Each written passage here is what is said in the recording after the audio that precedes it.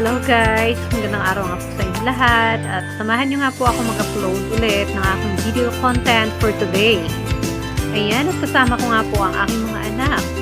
At magandang umaga sa inyong lahat. Shout out po. And guys, samahan nyo ako po ngayon dito sa labas ng bahay ko saan patungo ako sa palengke. At dyan sa parting yan ay may nadaanan lang akong mahalagang bagay. After yun guys, andito na nga pala ako sa area ng palengke kung saan bumili nga po ako ng aming bigas. At yan, nga po pala ang update price ng presyo ng bigas dito sa Quezon. 51 to 58, 59, 60. And guys, 5 kilo nga lang po ang binili ko diyan. Kung saan, para makabili nga po ako ng ulam at iba pa. Kung saan, naglalakad na ako pa uwi guys. And nagtingin ako ng isda, tipon, medyo matumal siya ngayon dahil malakas, maulan, at nabagyo. Kusan guys, palabas nga pala ako ng palengke, and napadaan ako sa bilihan ng gulay. Ayan, hindi ko na pinakita ang pagbili guys. At ayan, napadaan din ako sa bilihan ng pork, karni, manok. At okay lang naman ang presyo niya. Sa kalahating kilo lang binili ko dyan ang buto-buto. I think nagbayad ako ng mga 180 pesos dyan. After nyan guys, nagdaan nga po pala ulit ako sa Frank's at kung saan bibili nga po ako ng hamburger. Oo, ayan. Buy one take one. Bali, 2 order nga lang po guys ang aking in-order. Shoutout po sa inyo lahat mga mamshi, mga kabudget dyan. At nga po guys, nag-wait ako ng burger habang niluluto pa nila. Para nga pala may pasalubong ako sa aking anak. At ayan, yan nga po yung burger na aking binibili. Saan, malapit na siya ibalot guys. Wow, sana all binabalot ng pagmamahal. Habang nabagyo nga pala guys, nagbili na nga talaga ako palengke ng bigas. Ulang kung saan pwede namin maghapong pagkain. At shoutout nga po pala sa inyo lahat. Salamat sa inyong panonood. Gusto ko lang paalam guys na itong video na ito ay last week pa. At ngayon nga lang time ako ay ng time. And guys, tapos na yung pagbili ng burger kung saan may anak ng badyaw dyan guys. Hindi ko na siya mabibigyan ng burger kasi kasya lang sa mga anak ko. At kung saan guys, bibigyan ko na lang siya ng 20 pesos. So, and pagkatapos nga pala guys, sabi ko bumili na lang siya. At nakauwi na kami ng bahay. At yun nga po ang video ng aking mga anak at pamangkin kung saan gutom na talaga din sila. Oo, nakakaawa. At ayan nga po ang aking pinamili.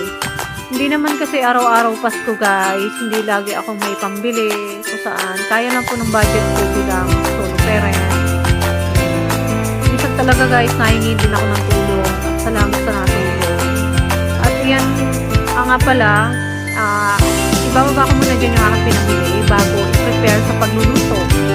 At talagang agawan na rin ng mga bata sa burger kasi mga gutom na rin sila guys. Yung gulay na binili ko. At shoutout po sa inyong lahat guys. Huwag kayong hangumay naman po ng aking vlog video. Ito po isang part lang sa aking vlog kung saan ito yung real story na aking buhay. Ayan, ng karne, and yung gulay, okra, saba na hinog, saging, at mais. At sarap. And get ready na para magpainit ng tubig. Ayan, kita nyo. Sinana ko na yun guys para magpakulo. At sa parting yan, ako nga pala po ay nagbili din ng tuyo. Hindi ko na pinakita yung pagluluto. At yan, nakakulo na nga ang tubig, mainit na. So palambutin na natin ang karning baboy o pork. Ayan. At yan nga po, may sibuyas pa. Siyempre guys, may asin na po iyan. Oo. Para manamis-namis ang lasa. At nilagyan po yan mamaya. Lalagyan po yan mamaya ng saging. Kaya siya manamis-namis. Sana all matamis. Ayan nga po yung saging, oh. Saba. And mais. Guys, ayoko kasi guys nung may ano yan, may chili na green. Siyempre nilagay yan eh. I don't know sa iba kung paano sila magluto. Ano? At yun nga po, ilalaho ko na rin natin yung gulay na yan. Ayan, at hinahalo ko na. Guys, pagkaluto nga po pala, ayan, at luto na. Malapit na kumain. At sa parting yan guys, ay yummy na. Tinikman ko na talaga siya. Masarap na talaga guys yan. Siyempre, tamang timpla lang. Guys, ayan, nakain na nga po ang aking mga anak. Ayan, ang aking anak, pamangkin, at saka anak kong panganay guys. Kain po tayong lahat. Sikip kasi sa table namin, sa lamesa.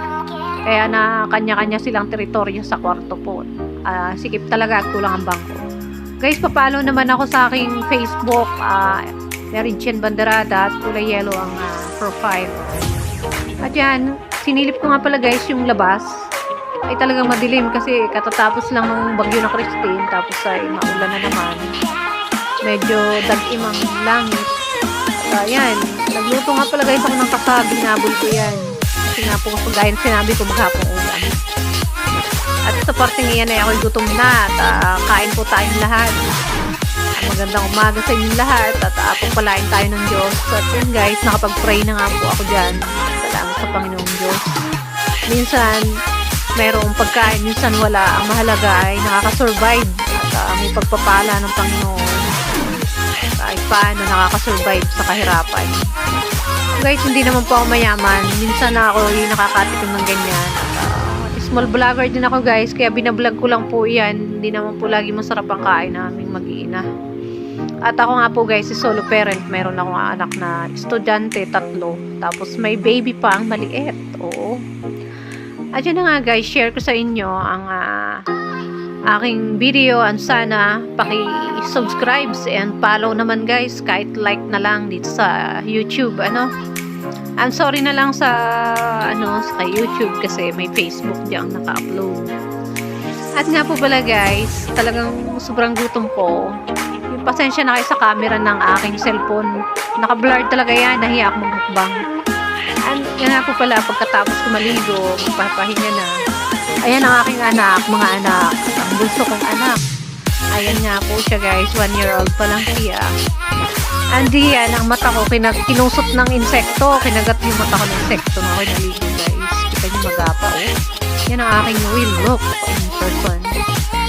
Yan, nilalaro ko na yung baby ko, nilalambing para patulogin.